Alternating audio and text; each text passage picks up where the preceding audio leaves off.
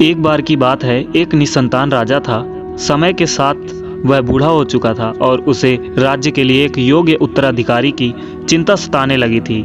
योग्य उत्तराधिकारी की खोज के लिए राजा ने पूरे राज्य में ढिंढोरा पिटवा दिया कि अमुक दिन शाम को जो मुझसे मिलने आएगा उसे मैं अपने राज्य का एक हिस्सा दूंगा।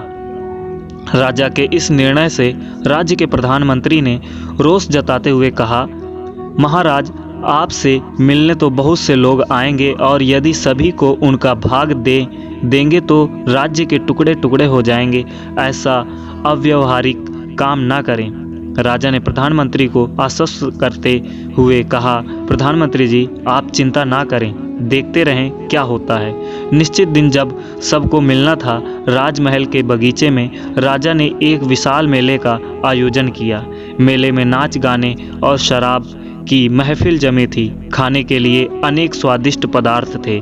मेले में कई खेल भी हो रहे थे, जिसके कारण राजा से मिलने आने वाले कितने ही लोग नाच गाने में अटक गए, कितने ही सुर सुंदरी में, कितने ही आश्चर्यजनक खेलों में मशगूल हो गए तथा कितने ही खाने पीने, घूमने फिरने के आनंद में डूब गए। इस शाम का समय बीतने लगा, पर इन सभी के बीच एक व्यक्ति ऐसा भी था जिसने किसी चीज़ की तरफ देखा भी नहीं, क्योंकि उसके मन में निश्चित ध्येय था कि उसे राजा से ही मिलना है। इसलिए वह बगीचा पार करके सीधे राजमहल के दरवाजे पर पहुंच गया।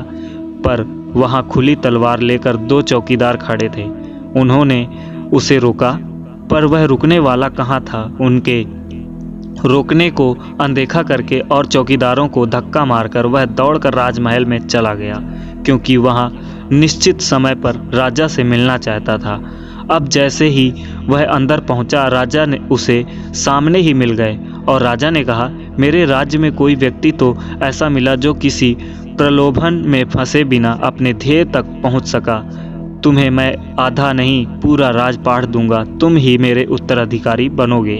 वह व्यक्ति खुश हुआ कि वह जिस लक्ष्य से आया था उसका फल मिल गया। वह बिना किसी रुकावट के चक्कर में आए अपने लक्ष्य को प्राप्त करने में सफल रहा। कहानी की सीख, उस व्यक्ति का दृढ़ संकल्प ही उसके लक्ष्य पर स्थिरता बनाई रखी। यह शब्द दृढ़ संकल्प की गहराई को समझने वाला व्यक्ति अपनी मनचाही लक्ष्य को प्राप्त करने की क्षमता रखता है और प्राप्त भी कर लेता है, ठीक उस व्यक्ति की तरह। जिंदगी खेलती भी उसी के साथ है जो खिलाड़ी बेहतरीन होता है। दर्द सब की एक से हैं, मगर हौसले सब अलग अलग हैं। कोई हताश होकर बिखर जाता है तो कोई संघर्ष करके निखर जाता है।